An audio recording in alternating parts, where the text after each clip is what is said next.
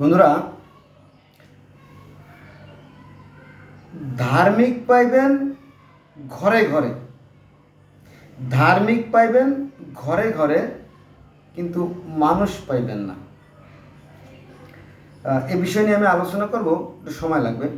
তো তার আগে একটা কথা বলে নেই, সেটা হচ্ছে যে a little learning is dangerous thing, it is known to we all our all. আর কি মানে অল্প বিদ্যা যে ভয়ঙ্কর, এই কথাটা আমরা অনেকেই বলি। অনেকে বলি কি জানেন, মনে করেন যে একটা ছেলে masters complete M A pass করছে, কিন্তু চাকরি পাচ্ছে না, বেকার। একজন শরবত বিক্রেতা, ধুর তোর লেখাপড়া, তোর লেখাপড়ার কোনো 5 পয়সার দাম নাই আমার কাছে। কেন জানিস, আমি ঢাকা শহরে গ্যান্ডারি বেশি 3 রাস্তার মোড়ে, আমার মাসে লাখ টাকা ইনকাম। আর তোরকে মতো মাস্টার ডিগ্রি 4টে 5টা মিলেও আমার সমান ইনকাম করতে পারবি না। তার মানে কি, সে জিতে গেছে। আমি কাজের মধ্যে কি করি, দিন শেষে সন্ধ্যার পরে পুলিশে 50 টাকা দেই, আর ওই যে সিটি কর্পোরেশনের একজন আসে, তারা দেয় 50 টাকা, 100 টাকা, আর ওই রাস্তা ঝাড়ু দেয়, তারা দেয় 20 টাকা। তাহলে কত? আমার 120 টাকা খরচ হয়, আর কি মাসে 1 লাখ টাকারও বেশি ইনকাম হয়। তাহলে তোর কিসের লেখাপড়া? রাখ তোর লেখাপড়া, তাই না? সে মনে করে যে আমি হচ্ছে কি এরকম কলা ঝাড়িতে বলে না, যে আরে তোর লেখাপড়া। এরকম একটা গল্প আছে যে এক পণ্ডিত, একজন বিজ্ঞ পণ্ডিত, উনি গ্রামে গেছিলেন ঘুরতে। তো মাঝির সাথে দেখা হলো, কথা হলো, তুই মাঝি? ও মাঝি, বলো জি বলেন, তুই লেখাপড়া কিছু জানো? বলো না, আমি তো লেখাপড়া কিছু জানি না। বলো তোমার জীবনের তো অর্ধেকই মাটি, লেখাপড়া জানো না। ভালো কথা। এক পর্যায়ে যখন আকাশে মেঘ দেখা দিল, তখন ঝড় বৃষ্টি শুরু হবে, তখন মাঝি আবার ওই পণ্ডিতকে বললো যে স্যার, আপনি কি সাঁতার জানেন? বললো যে না, আমি তো সাঁতার জানি না। বলো যে তাহলে তো আপনার জীবনের 16 আনাই মাটি। পণ্ডিতের জীবনের 16 আনাই মাটি, কারণ কি, সে সাঁতার জানে না। বোঝা গেছে? কথাটা কিন্তু অমূলক নয়। আমার সাথে থাকবেন প্লিজ। আমরা ধর্ম নিয়ে বাড়াবাড়ি করি, কিন্তু ধর্ম সম্বন্ধে কিছুই জানি না। আজকে যে বিষয়টা নিয়ে আমি আলোচনা করতে যাচ্ছি, সেটা হচ্ছে যে স্বর্গে যুদ্ধ। এই স্বর্গে যুদ্ধের কথা আপনার পৃথিবীর প্রথম লিখিত গ্রন্থ গিলগামেশের মহাকাব্য পাবেন 1 নম্বরে। 2 নম্বরে মিশরীয় ধর্মে সেই যুদ্ধের কাহিনী আছে।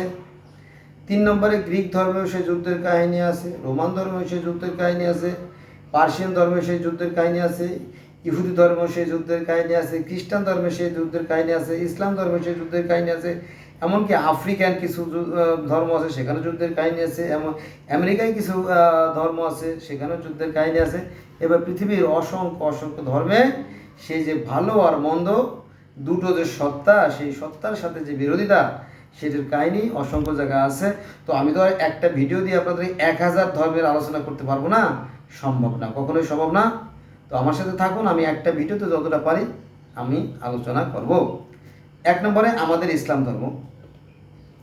আমরা ইসলাম ধর্ম কোরআন এবং হাদিস ঘাটে জানতে পারি যে এই পৃথিবীতে মানুষ সৃষ্টির আগে, জিন জাতি ছিল, জানেন তো, তাই না? জিনদের মধ্যে কিন্তু নারী পুরুষ আছে, হ্যাঁ, তাদের মধ্যে নারী পুরুষ আছে। আবার এই জিনের আগেও আর একটা জাতি ছিল, সে হচ্ছে নূর আর নুরি। হ্যাঁ, নূর আর নুরি, নূর থেকে ফেরেশতা, আর নুরি থেকে কি এই জিন জাতির সৃষ্টি। এরকমটি কাহিনী আছে, যদি আপনি জানতে। তার মানে কি, সৃষ্টির উষালগ্ন থেকেই এই মানে দুটো পক্ষ ছিল, নারী পুরুষ বা শয়তান সাধু, ভালো মন্দ ইত্যাদি ইত্যাদি ছিল, আলো আধার, ভালো মন্দ, এটা চিরন্তন, চিরকালই ছিল। এই দুটো নেগেটিভ পজিটিভ না হলে কিন্তু কি সৃষ্টি হতো না।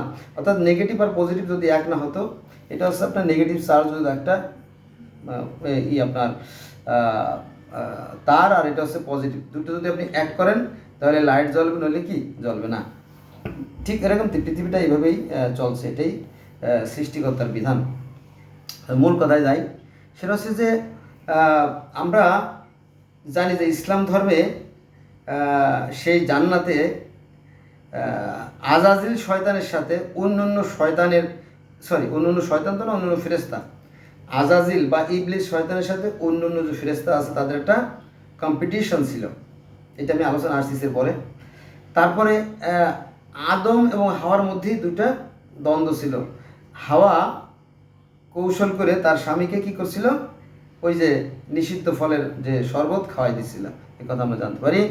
আর আল্লাহর সাথে আবার আজাজিল শয়তানের যে একটা দ্বন্দ্ব, যে হে তুমি সেজদা করো, আজাজিল বললাম সেজদা করবো না। দেখেন গণ্ডগোল কোথায়, এই একের ভিতরে কিন্তু 4 গুণ, মানে ফেরেস্তাদের দ্বন্দ্ব, মানে কি ফেরেস্তাদের মধ্যে দ্বন্দ্ব হয়ে তারা দুটো ভাগ হয়ে গেলো, ইবলিশ শয়তানের একটা গ্রুপ আর ফেরেস্তাদের একটা গ্রুপ। তো একটা দ্বন্দ্ব, আল্লাহর সাথে আবার ইবলিশ শয়তানের দ্বন্দ্ব, দুইটা গ্রুপ। তারপরে আদমের সাথে হাওয়ার একটা দ্বন্দ্ব, 3টে গ্রুপ। আবার ওদিকে সাপকে কৌশলে কুবুদ্ধি দিয়ে, সাপ, মুট আর ফেরেস্তা মিলে, কি আজাজিল শয়তান মিলে আর একটা কাণ্ড কারখানা ঘটাইছে। মোটামুটি 4-5টা ঘটনা জান্নাতে ঘটেই গেছে। এইটা আমাদের ইসলাম ধর্মে আছে, জানেন তো, তাই না? এবার আসেন ইহুদি এবং খ্রিস্টান ধর্মের সংক্ষেপে বলি যে ইহুদি এবং খ্রিস্টান ধর্ম এই একই কাহিনী বলা আছে, যে সৃষ্টিকর্তা প্রথমে সৃষ্টি করলেন, সৃষ্টি করে তারপরে ক্লাসিফিকেশন অফ ডিপার্টমেন্টের আস্তে আস্তে আস্তে আস্তে নিবেদ করলেন কে কোন দায়িত্ব পালন করবো। যেমন আজরাইলের কাজ হচ্ছে রুহ কবজ করা, জিব্রাইলের কাজ হচ্ছে মেসেজ আদান প্রদান করা, তাই না, মানে বার্তা আদান প্রদান করা। মিকাইলের কাজ হচ্ছে সৃষ্টিজীবের আহার বন্টন, ভাগ্য পরিবর্তন ইত্যাদি ইত্যাদি। আর মিকাইলের কাজ হচ্ছে ওই ইসরাফিলের কাজ হচ্ছে সিংহ হাতে নিয়ে রেডি থাকা, আল্লাহ কখন কি নির্দেশ দেন, তাই না, মানে একদম ওই কাছের পিয়নের মতো আর কি। যেমন আমাদের প্রধানমন্ত্রী শেখ হাসিনার পিওনের 400 কোটি টাকার মালিক হয়েছে আর কি। সে টাকার কথা আমি যাবো না, তো খুব কাছের যে পিওন সে হচ্ছে কি, সেটা হচ্ছে ওই যে ইসরাফিল, সিংহা নিয়ে আল্লাহর কাছাকাছি কোথাও দাঁড়ায় আছেন, সিংহা হাতে করে নিয়ে, তাই না। এই হলো বিষয়। তাহলে ভাগ আছে, তো ডিপার্টমেন্ট আছে, তাই না। তো এরকমটি ইহুদি ধর্ম এবং খ্রিস্টান ধর্মের ডিপার্টমেন্টের আলোচনা আছে। সেটা হচ্ছে যে এই আজাজিল ফেরেস্তা, তাকে আল্লাপাক খুব ভালোবাসতেন, খুবই পছন্দ করতেন, অনেকটা সন্তানের মতো, এবং তাকে ভালোবাসতেন এবং তাকে দিয়ে অনেক গুরুত্বপূর্ণ কাজও করাতেন, জানেন, তাই না। যেমন তাকে হেড অফ দ্য ডিপার্টমেন্ট করে দেওয়া হয়েছিল, প্রিন্সিপাল, একটা কলেজের মানে প্রিন্সিপাল করে দেওয়া হয়েছে কাকে, এই ইবলিশ শয়তানকে। ইবলিশ শয়তান হওয়ার আগে তো সে মনে মনে চিন্তা করলো যে আল্লাহ তো আমার দিয়ে সব কিছু করায়, এটা করায়, ওটা করায়, সেটা করায়, এইটাও করায়, সবই করায়, তারপরে আবার কি হেড অফ দ্য ডিপার্টমেন্ট করে দিচ্ছে। তো চার যে আজরাইল, জিব্রাইল, ইসরাফিল যারা আছে তাদের ক্লাসও আমি নেই, জানেন। এটা আমাদের ইসলাম ধর্মে আছে, ইসলাম ধর্ম যেমন আছে, ইহুদি ধর্মে আছে, খ্রিস্টান ধর্মে আছে, একই কাহিনী কিন্তু আছে, তবে একটু ভিন্নভাবে। তো এই যে ক্ষমতা দেওয়ার ফলে কিন্তু আজাদের শয়তানের মধ্যে একটা অহকুমা, একটা হিংসা, একটা গর্ব, একটা অহংকার কিন্তু সৃষ্টি হলো। সে কাউরেই কেয়ার করে না। আজাজিল বা ইবলিস মনে করে যে আল্লাহ পাক যেহেতু আমাকে দিয়ে সব কিছু করায়, আল্লাহর অবত্য, মানে আল্লাহ যদি মারা যায় বা আল্লাহ যদি না থাকে তাহলে আমি তো সর্বসর্ব, মানে অল ইন অল, তাই না। এই কথা সে মনে মনে ভাবে এবং তার অহংকার বেড়ে যায়। তো এইগুলো দেখে অন্যান্য ফেরেশতারাও তার পাছাটা শুরু করে, ফলে ফেরেশতাদের মধ্যে দুটো ভাগ হয়ে যায়। একটা আছে আজাজিল শয়তান বা ইবলিশ শয়তানের গ্রুপ, আর একটা আছে মিকাইলের গ্রুপ, দুটো গ্রুপ হয়ে যায়। তখন আল্লাহ দেখলো এটা তো ভালো কথা না, আমি সৃষ্টি করছি শান্তিপূর্ণভাবে, সবাই সুখে শান্তিতে থাকবে, তো এর মধ্যে দুইটা ঝামেলা পাকাইলো, এটা তো শুভ লক্ষণ না। ফলে এই মিকাইলের সাথে এই আজাজিল মানে প্রধান, এই দুই গ্রুপের যুদ্ধ হয়, ভয়ঙ্কর যুদ্ধ, স্বর্গে যুদ্ধ হয়, ডিসুম ডিসুম ডিসুম ডিসুম ডিসুম ডিসুম। তো যুদ্ধে ইবলিশ শয়তানের ডানা পুড়ে যায়, ডানা পুড়ে গেলে তার উঠতে পারে না, সে পৃথিবীতে পড়ে যায়। বোঝা গেছে? এই ঘটনাটা সূত্রপাত হয়েছিল এই যে কি নিয়ে, এটা বেশ বলাটা বেশ কঠিন আর কি, যেহেতু হিন্দু ধর্ম খ্রিস্টান ধর্মের। তো ইবলিশ শয়তান শপথ নিল কি, আল্লাহ পাক আমারে অপমান করলো, বেইজ্জতি করলো, আমি দেখে নেবো, তার সৃষ্টি করলে আমি ধ্বংস করে দেবো। এই হচ্ছে শয়তানের শয়তানি আরও বেড়ে গেল। বোঝা গেছে সেটা? এই হলো বিষয়। এখন আল্লাহ পাক ইবলিশ শয়তানকে কেন ধ্বংস করে দিলেন না? অন্য অন্য জাতিদেরকে আল্লাহ যেভাবে ধ্বংস করে দিয়েছেন, ইবলিশ শয়তানকে কেন ধ্বংস করে দিলেন না? তার একটা কারণ থাকতে হবে না? তার কারণ হচ্ছে যে আল্লাহ পাক ইচ্ছে করলে ইবলিশ শয়তানকে ধ্বংস করে দিয়ে নতুন আরও একটা কেন আরও 50টা জাতি সৃষ্টি করতে পারতেন। কারণ পৃথিবীতে 33 লক্ষ প্রজাতির প্রাণী আছে, আর একটা প্রাণী সৃষ্টি করতে পারতেন না? অবশ্যই পারতেন। একটা কেন 1000টাও করতে পারতেন। কিন্তু ইবলিশ শয়তানকে রেখে দেওয়া হয়েছে এই জন্য যে এইগুলো নিয়ে যাতে পরবর্তী প্রজন্ম অর্থাৎ নতুন নতুন মানুষ যখন পৃথিবীতে আসবে, তারা এই ইবলিশের কাহিনী, এই ইবলিশের ঘটনা, এই ইবলিশের বর্ণনা দেখে দেখে তারা শিখতে পারে। আপনারা যদি পবিত্র কোরআন শরীফে দেখেন তাহলে দেখা যাবে যে সেখানে আল্লাহ পাক বলতেছে, হে ওরা কি পৃথিবী ভ্রমণ করে না? মানে মানুষকে বলতেছে, ওরা কি পৃথিবী ভ্রমণ করে না? ওরা কি দেখে না যে তাদের পরিণতি কি হয়েছিল? যারা অন্যায় করতো এই জমিনে, তাদেরকে আমি ধ্বংস করে দিয়েছি এবং সেখানে আমি নতুন জাতি সৃষ্টি করেছি। এটা কিন্তু কোরআনে আছে, আপনারা যদি দেখতেন আর কি। তো এটা গেল ইসলাম ধর্ম, ইহুদি আর খ্রিস্টান ধর্মের কাহিনী। একই কাহিনী আপনারা জানেন, তাই না? আমরা বলি আদম হওয়া আর ওটা বলি অ্যাডম হওয়া, একই কথা। আর তাওরাত, জবুর, ইনজিলে যে সমস্ত 25 জন নবীর কথা বলা আছে, তার 24 জনই কোরআনে আছে, একই কাহিনী। ফলে এই ইহুদি ধর্ম, খ্রিস্টান ধর্ম, ইসলাম ধর্মকে বলা হয় আব্রাহামিক রিলিজিয়ন। কারণ এই আব্রাহাম আর ইব্রাহিম একই ব্যক্তি। শুধু এখানেই শেষ না, সনাতন ধর্মে যারা অনুসারী তারাও এই ইব্রাহিমকে বলে প্রহ্লাদ মহাজন, এবং সে আল্লাহকে বলে হরি, নিরাকার।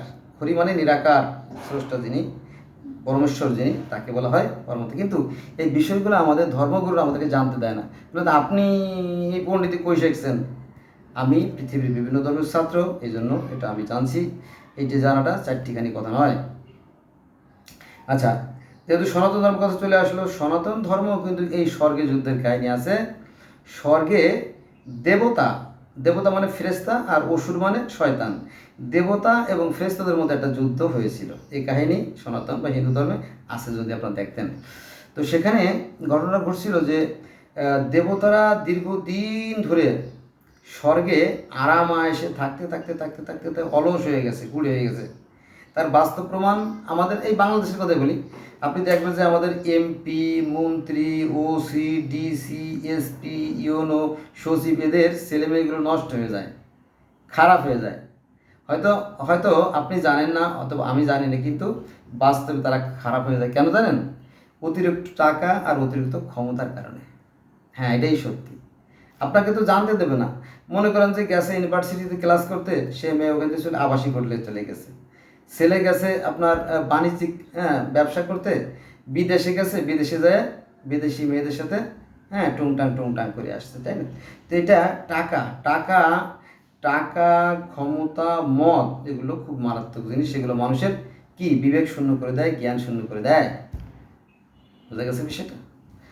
হয়তো এই গোপনগুলো আমরা জানি না। গোপনগুলো যখন জানি তখন আর কোনো সময় থাকে না। যেমন এই যে 5/8/2024 যে প্রধানমন্ত্রী চলে গেল, তারপরে সাথে সাথে যে যত মন্ত্রী ছিল, যত এমপি ছিল, যত সচিব ছিল, যত ডিসি, এসপি, টিউনো সব পালাইছে। এমবিবিএস, সিভিল সার্জন সব পলাইছে লজ্জার ডরে। ডাক্তার ঘরে ঘরে ভাই, ডাক্তার ঘরে ঘরে। এরপরে কথা আছে আমাদের দেশে, ওই সাধারণ মানুষরা একটা গান গায় আর কি। তো দেখেন এখন ওদের কুকীর্তিগুলো সব বেড়ে গেছে। এটা আলোচনা করলে তো আমার প্রায় 350 ভিডিও করতে হবে, সেখানে আমি যাবো না। আপনারা জানেন, তাই না? এরকম ঠিক দেখবেন যে এই এমপি মন্ত্রীদের ছেলেমেয়েরা ভদ্র হয় না। বাইরের দিক থেকে দেখতে ভদ্র হয়, এটা সত্য।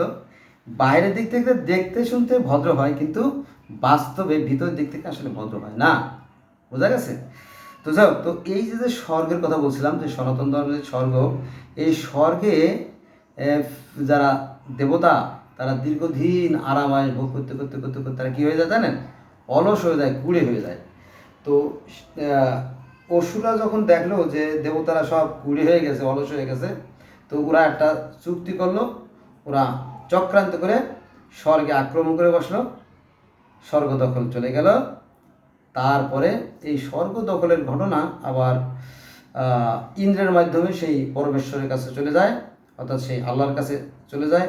তখন আল্লাহ বলে যে কী করা যাবে এখন? আচ্ছা ঠিক, ওরা একটা কাজ করো, ওরা তো দীর্ঘদিন কাজ না করতে করতে অলস হয়ে গেছে, ওদেরকে অমৃত খাওয়াইলে ওরা শক্তি ফিরবে। তখন আপনার ক্ষীর সাগরে মন্থন উঠে, সেই মন্থনে সেখানে অমৃত হয়।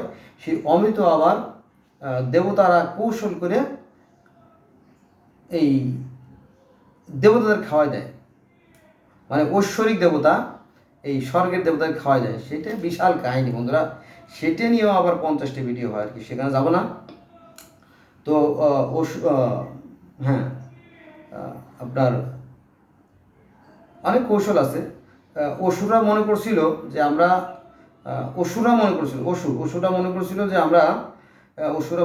আমরা তো স্বর্গ দখল করছি, স্বর্গ দখলের পর্বটা আমাদের শেষ হয়ে গেছে, এবার দ্বিতীয় পর্ব বাকি আছে, যে অমৃত মানে সেই আবে হায়াত, আমাদের ইসলাম ধর্ম বলে আবে হায়াত আর অমরত্ব আর কি।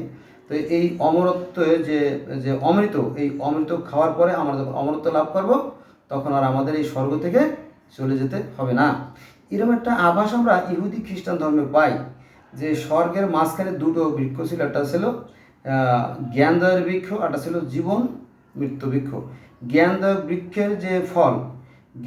বৃক্ষের ফল আদম হাওয়া খাইছিল, কিন্তু ওই যে অমর হয়ে যাওয়ার যে বৃক্ষের ফলটা, ওইটা খেতে পারে নাই। ওইটা খাইলে পারে তারা অমরত্ব লাভ করতো, তাদের আর স্বর্গ থেকে বের হতে হতো না। এরকম একটা পরিকল্পনা ছিল, কিন্তু এর মধ্যে যখন জানাজানি হয়ে গেল যে তারা ফল খেয়ে ফেলছে, তখন তাড়াতাড়ি তাদেরকে সেই জন্ম মৃত্যু গাছের সেই ফলটা না খাওয়ার আগেই স্বর্গের থেকে বের করে দেওয়া হয়। অর্থাৎ এই আদম হাওয়াকে যে স্বর্গ থেকে বের করে দেওয়া হয়েছিল, এটা যেমন ইসলাম ধর্মে আছে, ইহুদি ধর্মে আছে, খ্রিস্টান ধর্মে আছে, এবং সনাতন ধর্ম ওই একই কাহিনী আছে, যে সেখানে একটি জ্ঞানদায়ক বৃক্ষে দুটি সদস্য পাখি, একটা পাখি ফল ভক্ষণ করলো, আর একটা শুধু অবলোকন করলো। কিন্তু কাহিনী আছে। কিন্তু এগুলো বলতে গেলে তো আপনাদের আমার মনে হয় 50টা বা 100টা ধর্ম ওই আধা ঘন্টার মধ্যে শিখিয়ে দিতে হবে, এরকম না, এত সহজ না। কারণ আমি 35 বছর সাধনা করছি, তো আপনারা 10 মিনিটে জেনে যাবেন এটা সম্ভব না। সারা জীবনও লেগে যেতে পারে, সারা জীবন জানার পরও জানা শেষ হবে না। তাহলে আমরা দেখলাম যে সনাতন ধর্মেও স্বর্গের যুদ্ধের কাহিনী আছে, ইসলাম ধর্মেও স্বর্গের যুদ্ধের কাহিনী আছে, ইহুদি ধর্মেও স্বর্গের কাহিনী আছে, খ্রিস্টান ধর্ম স্বর্গের যুদ্ধের কাহিনী আছে। 4টে ধর্মের স্বর্গের যুদ্ধের কাহিনী পেয়ে গেলাম। এবার আমরা যদি গিলগামেশের মহাকাব্য পাই, তাহলে সেখানে আমরা দেখবো যে সেই গল্পের নায়ক গিলগামেশের সাথে সেই বনের রাজা হোম বাবার একটা যুদ্ধ হয়েছিল, এবং হোম বাবার 7টা ছেলেকে হত্যা করা হয়েছিল, তারপরে গরুকে হত্যা করা হয়েছিল। এই নিয়ে একটা বিরাট যুদ্ধের কাহিনী আমরা সেখানে জানতে পারি। তাহলে 5টা হলো 5টা। এরপরে আমরা মিশরীয় ধর্ম যদি আমরা দেখি, তাহলে সেই মিশরীয় ধর্মে যে প্রথম মানব হচ্ছে সু, আর প্রথম মানব হচ্ছে তেপনাথ। তাদেরকে শেঠ নামক একজন দেবতা বা ফেরেশতা কাদা দিয়ে তৈরি করছিলেন ঈশ্বরের নির্দেশে, অর্থাৎ ঈশ্বর মানে রায়ের নির্দেশে। ঈশ্বর মানে রা, তিনি নির্দেশ দিলেন শেঠছুটকে যে হে শেঠছুট, তুমি কাদা দিয়ে মানব দম্পতি তৈরি করো। তখন মাটি দিয়ে প্রথম মানব সু আর প্রথম মানব দেবনাথকে সৃষ্টি করে, এবং তাদেরই ঘরে জন্ম নেয় 5টা সন্তান। এটা আছে আপনার ওসাইরিস, আইসিস, শেপ, নেপতিস, আর আছে আনুবিস। 5টা সন্তান। এই 5টা সন্তানের কথা বলতে যে আরও কথা বলতে হয়, সেটা হচ্ছে আমাদের ইসলাম ধর্ম এই 5টা সন্তানের কথা বলা আছে। যেমন হাবিল, কাবিল, শিশনবী, গাছবিবি, আকলিমা। এই 5টার কথা ইহুদ ধর্মে আছে, খ্রিস্টান ধর্মে আছে। বোঝা গেছে? তাহলে কি এই 5টা সন্তান কোথায় পেলাম? মিশরীয় ধর্মের 5টা সন্তান পাইলাম, হিন্দু ধর্মের 5টা সন্তান পাইলাম, ইহুদি ধর্মের 5টা সন্তান পাইলাম, খ্রিস্টান ধর্মের 5টা সন্তান পাইলাম, ইসলাম ধর্মের 5টা সন্তান পাইলাম। তার মানে আমার মনে হয় যে মৌলিক কোনো পার্থক্য নাই। এমনকি গ্রিক রোমান ধর্ম যদি আপনি জান, তাহলে সেখানে 5জন প্রধান দেবতার কথা জানবেন। তবে নামটা আমার মনে নেই, আমি বলতে পারতেছি না এই মুহূর্তে, আমার কাছে আছে, আমার কাছে নোট করা আছে। তো আমরা দেখলাম যে সেই যে মিশরীয় ধর্ম, সেই মিশরীয় ধর্ম কিন্তু যুদ্ধ হয়েছিল। ওই যে মানে ওসাইরিসের সাথে তার ভাই সেতের যুদ্ধ হয়েছিল 80 বছর ধরে। 80 বছর ধরে যুদ্ধ আর যুদ্ধ, যুদ্ধ আর যুদ্ধ, যুদ্ধ আর থামে না, যুদ্ধ আর থামে না। কি মুশকিল, কি মুশকিল! এই যুদ্ধ নিয়ে পরে দেবতারা বিভিন্ন মিটিং আটাং করে, ঈশ্বর নিজেও এটা নিয়ে চিন্তা ভাবনা করে।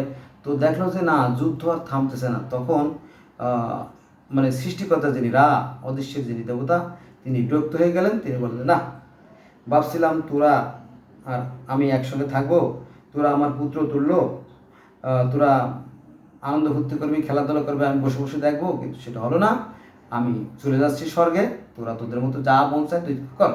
মানে রাগ করে বাড়ি ছাড়ার মতো। অনেক সময় আছে না যে মা বাবার সাথে রাগ করে ছেলেরা বাড়ি ছেড়ে চলে যায়, আবার অনেক সময় ছেলে মেয়েদের সাথে অভিমান করে বাবা মাও অনেক সময় দেখা যায় চলে যায়। অনেকটা এরকম একটা ঘটনা ঘটছিল আর কি। তো সেই মিশরীয় ধর্মে যিনি সৃষ্টিকর্তা তিনি রাগ করে বলেন যে না, তোদের সাথে আর আমার থাকা হবে না, আমি চলে গেলাম স্বর্গে, চললাম স্বর্গে। তখন বাতাসকে ডাকলো। বাতাসের একটা প্রধান আছে, বাতাসের প্রধান নাম হচ্ছে নুট। বাতাসের দেবতা তখন নুটকে বলে, হে নুট, তুমি আমারে স্বর্গে নিয়ে চলো তো বাবা। তখন বাতাস ফেলে রাখে ঈশ্বরকে স্বর্গে নিয়ে গেলেন। আমাদের ইসলাম ধর্মে আছে যে স্বর্গ থেকে আদমাকে ফেলে দেওয়া হলো, সৃষ্টিকর্তা আল্লাহ স্বর্গে থেকে গেলেন।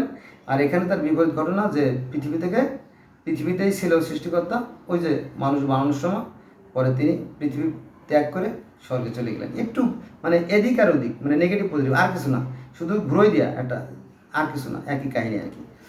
যাই তারপরে ওই যে 80 বছর ধরে যুদ্ধ ওসারিসের সাথে তার ভাই সেতের, এবং ওসারিসকে হত্যা করে তার 14 টুকরো করে পানিতে ফেলে দেওয়া হয়। তখন সে ওসারিসে বলো যে আমিও এই পৃথিবীতে থাকতে রাজি না, আপনি আমার নিয়ে চলেন, আমার আপনি পরবর্তীতে মানে পরকালের যিনি স্বর্গের রাজা হবেন তিনি হচ্ছেন ওসারিস। বলো ঠিক আছে, তুমি যাইতে চাও? বলো ঠিক আছে চলো। তখন ওসারিস কী করলো, গরুর কাহিনী আছে, গরুর পিঠে চড়ে সেই ওসারিস স্বর্গে চলে গেল, তার সাথে আরও কিছু আনুষঙ্গিক দেবতারা স্বর্গে চলে গেল, পৃথিবীটা অন্ধকারে পড়ে রইল। এখন আমাদের ইসলাম ধর্মের কথা বলতেই হয়, এটা আপনাদের মানে শিক্ষার জন্য, যে পৃথিবীতে যখন আদম আলাইসাল্লাম নেমে আসেন, তখন তার সাথে একটা গরু ছিল, আর আদমের এক হাতে ছিল এক মুষ্টি গম, আর এক হাতে ছিল পাতা। আপনারা খোঁজ নিয়ে জেনে দেখেন, ঘটনা সত্যি। তো তারপরে গরুরে বললো, গরু তুমি চাষ করো। গরু বললো যে মাটি শক্ত, আমি পারবো না। চপ বেয়াদব, তোরে পাঠাইছে আল্লাহ চাষ করার জন্য, তুই পারবি না? বলো যে মাটি তো খুব শক্ত, আমার খুব কষ্ট হয়।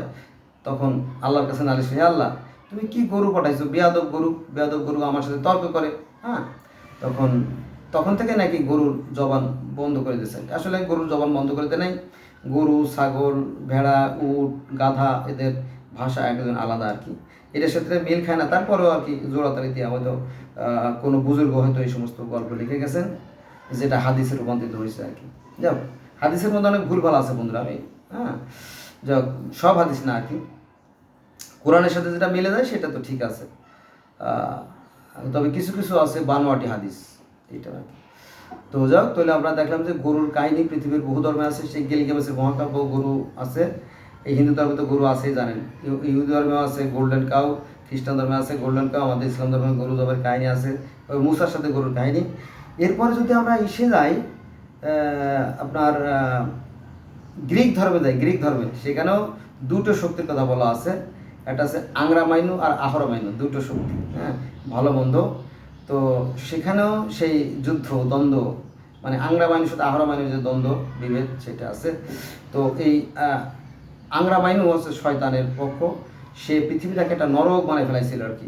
তখন আকাশ থেকে অর্থাৎ স্বর্গ থেকে এক ঐশ্বরিক দূত মানে আল্লাহর ফেরেশতা এসে ইডারে বলল, ওই পার্সিয়ান ধর্মের যিনি প্রতিষ্ঠাতা জরথুস তাকে বললো যে মানুষ তো খারাপ হয়ে গেছে, পৃথিবীতে ধর্ম বলে কিছু না, সবাই অধার্মিক হয়ে গেছে, তুমি একটু ধর্ম প্রচার করো। তখন বলো ঠিক আছে। এই তো এই জরথুস 20 বছর বয়সে তিনি হারিয়ে যান এবং 10 বছর উনি অদৃশ্য ছিলেন। উনি সম্ভবত মিরাজে গেছিলেন। মিরাজে গিয়ে সেই যে আল্লাহ পাক তিনি সিংহাসনে বসেছিলেন, আল্লাহ পাকের সাথে সেই জরথুস দেখা করলেন। আমরা যেটাকে মিরাজ বলি তারা সেটাকে মিরাজ বলে আর কি। তো তার সাথে দেখা করলেন, দেখা করার পরে তারপরে স্বর্গের সেই সুখ শান্তি আরামায়েশ এবং নরকের যে শাস্তি সবগুলো দেখে আসলেন। এই কাহিনী আপনারা আজ থেকে 5000 বছর বা 5500 বছর আগের যে পার্সিয়ান ধর্ম আছে সেখানে এই কাহিনীগুলো জানতে পারবেন। এবং পার্সিয়ানরাও 5 ওয়াক্ত নামাজ পড়ে, সকাল, দুপুর, সন্ধ্যা, মধ্যরাত আর প্রত্যুষ, এই 5 ওয়াক্ত নামাজ পড়ে। আর 5 ওয়াক্ত নামাজের আগে তারা ওযু করে, প্রক্ষালন, দ্যাটস মিন প্রক্ষালন মানে ওযু বা পাক পবিত্র হওয়া। এই কাহিনীও আছে, সেখানে যাব না, তাহলে ভিডিও লম্বা হয়ে যাবে। এরপরে যদি আমরা সেই গ্রিক ধর্মে যাই, রোমান ধর্মে যাই, সেখানেও কিন্তু সেই যে স্বর্গে যুদ্ধের কাহিনী আমরা জানি যে অলিম্পিয়ানদের সাথে টাইটানদের যুদ্ধ হয়েছিল, বুঝছেন? এই হলো কাহিনী। আরও কথা বলে ফেলাইছি, যেমন চীনের ধর্ম আছে, তারপরে আফ্রিকার ধর্ম আছে, আমেরিকার ধর্ম আছে, পৃথিবীতে আরও ব্যাবিলনীয় ধর্ম আছে, অনেক ধর্ম আছে। সেখানে আমি একটা ধর্ম আলোচনা করবো, সেটা হচ্ছে আপনার ডগন ধর্ম বা ফান ধর্ম। এটা হচ্ছে আফ্রিকাটা ধর্ম। সেখানে যে দ্বন্দ্বটা হয়েছিল সেটা হচ্ছে যে স্বর্গ আর পৃথিবী একই ছিল, স্বর্গ আর পৃথিবী একসঙ্গেই ছিল।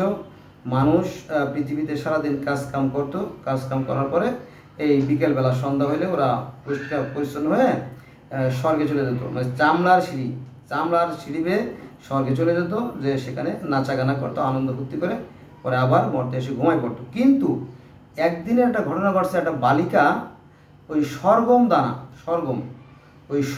দানা পিষতেছিল। ওদিকে দেখলো যে বেলা চলে যাচ্ছে, ওদিকে স্বর্গের অনুষ্ঠান শুরু হওয়ার সম্ভাবনা। তো তাড়াতাড়ি করলো কি, হাত ভালো করে না ধুয়ে ওই অপরিষ্কার হাত নিয়ে এসে সেই চামড়ার সিঁড়ি বেয়ে স্বর্গে চলে যায়। ইতিমধ্যে এক হায়ানা ওই যে স্বর্গের যে সিঁড়ি, ওই স্বর্গের সিঁড়িতে মাখিয়ে থাকা যে সরগম দানা যে আটা, সেটা চেটে খায়। যেদিন থেকে চেটে খায় সেই দিন থেকে স্বর্গ আর পৃথিবী আলাদা হয়ে যায়। আচ্ছা, এরকম ঠিক। আর একটা ধর্ম আছে আমেরিকার, সেটা আছে যে সবই স্বর্গে ছিল, হঠাৎ করে একজন মহিলা সেই স্বর্গর আসমান ফুটো হয়ে ছিদ্র হয়ে, আকাশ ছিদ্র হয়ে পৃথিবীতে পড়ে যায় একটা কচ্ছপের পিঠের উপরে। পরে কচ্ছপ কী করবে, এই মহিলা ছিল গর্ভবতী, তাকে রক্ষা করার জন্য সে সাগরের গভীর থেকে মাটি তুলে এনে পৃথিবীর সৃষ্টি করে। এরকম বর্ণনা আছে। এবং এভাবে অসংখ্য ধর্মে অসংখ্যভাবে একই কাহিনী নানাভাবে বর্ণনা করা হয়েছে। বোঝা গেছে এটা বিষয়? তো আজকে আর নয়, আমার মাথা ঘুরতেছে, চোখ বন্ধ হয়ে আছি। তো বন্ধুরা, আপনারা আমার সাথে থাকবেন, তাহলে আমি চেষ্টা করব যে পৃথিবীর অসংখ্য ধর্ম থেকে আপনাদের তথ্যগুলো আপনাদের জানার জন্য। তাহলে আপনার মধ্যে যে ধার্মিকতার অহংকার, আপনার মধ্যে যে ধর্ম নিয়ে যে দ্বিধা, যে দ্বন্দ্ব, সেটা আশাটাকে ঘুচে যাবে। কারণ ধর্মগুলোর জন্মই হয়েছে মানুষের সাথে মানুষের হিংসা, বিদ্বেষ এবং ঘৃণা থেকে। কিন্তু মানুষের যে ধর্ম, মৌলিক যে ধর্ম, সেটা কিন্তু পার্থক্য নাই। সেটা একটু বলি, সেটা হচ্ছে কি যে পৃথিবীতে যত মানুষ আছে, 800 কোটি মানুষ আছে বর্তমানে। আজকে হচ্ছে 27/9/2024 সাল, শুক্রবার। আজকে বন্ধ। আমি ঘেমে যাচ্ছি কারণ আমি ফ্যানটা ছাড়িনি। ফ্যানটা ছাড়লে শব্দ হবে, আপনারা হয়তো কথাগুলো বুঝতে পারবেন না। তো এই আর কি, কি বলতে গেছিলাম, সৃষ্টিকর্তার বিধানে কোনো পরিবর্তন নাই। কারণ দেখবেন যে পৃথিবীর প্রত্যেকটা মানুষ চোখ দিয়ে দেখে, পৃথিবীর প্রত্যেকটা মানুষ মাথা দিয়ে চিন্তা করে, পৃথিবীর প্রত্যেকটা মানুষ নাক দিয়ে ঘ্রাণ নেয়, পৃথিবীর প্রত্যেকটা মানুষ মুখ দিয়ে কথা বলে, পৃথিবীর প্রত্যেকটা মানুষ দাঁত দিয়ে চিবিয়ে খায়, পৃথিবীর প্রত্যেকটা মানুষ কি কী করে, হাত দিয়ে ধরে, পৃথিবীর প্রত্যেকটা মানুষ পাও দিয়ে চলে, ঠিক না?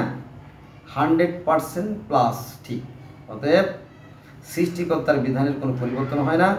আরেকটা বিষয়, পৃথিবীতে ভাষার সংখ্যা আছে 12,900। এই 12,900 ভাষার ভিতর থেকে প্রচলিত ভাষা আছে মাত্র 2,500।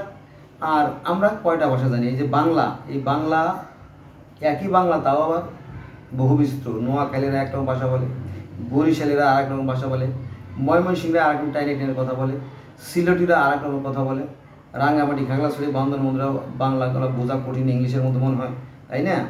যশোর, গোপালগঞ্জের মানুষরা আবার শুদ্ধ বইয়ের ভাষায় কথা বলে। এগুলো বিচিত্র খেলা ভাই, এটা বোঝা বড় কঠিন। চলুন আমরা সত্যকে সত্য আর মিথ্যাকে মিথ্যা বলার চেষ্টা করি। আমার মনে হয় সত্যকে সত্য আর মিথ্যাকে মিথ্যা বলার নামই আছে ধর্ম। হ্যাঁ, আসুন। হ্যাঁ, সমস্ত শয়তানি আর অপকর্মের জননী হচ্ছে এই মিথ্যে কথা। তো সৃষ্টিকর্তার বিধানে কোনো পরিবর্তন নাই, সেটা আমি আগেও অনেক ভিডিওতে বলছি, এটাও বলি যে পৃথিবীর প্রত্যেকটা মানুষ সুখে হাসে, দুঃখে কাঁদে, শীতে কাঁপে। পৃথিবীর প্রত্যেকটা মানুষের আবেগ অনুভূতি এক। আর এই যে আমরা মুখ দিয়ে যে শব্দটা উচ্চারণ করি, এই একটা মাত্র কিন্তু ভোকাল কর্ড বা বাক্য বা শব্দ তৈরির যন্ত্র। কিন্তু পৃথিবীর প্রত্যেকটা মানুষের একটাই যন্ত্র, এটাই সৃষ্টিকর্তার বিধান। এই একটা যন্ত্র দিয়েই আমরা কিন্তু বিভিন্ন ধরনের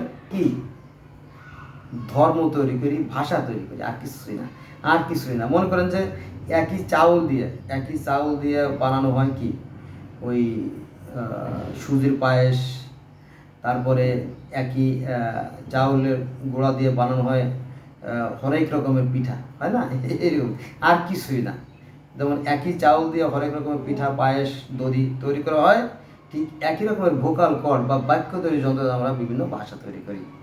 ও ধর্ম তাই, সৃষ্টিকর্তা মানুষের মতো যে উপলব্ধির জ্ঞা দিয়ে দিয়েছে, মানুষ সেটা নিয়ে চিন্তা করে যে এই যে বিশ্ব ব্রহ্মাণ্ড সুশৃঙ্খল ও সুনিয়ন্ত্রিতভাবে পরিচালিত হচ্ছে, নিঃসন্দেহে পিছনে একটা শক্তি আছে, সেই শক্তিকে বিভিন্ন মানুষ ডাকে। অতএব please let's go above all my request from today, we shall never call for the religion.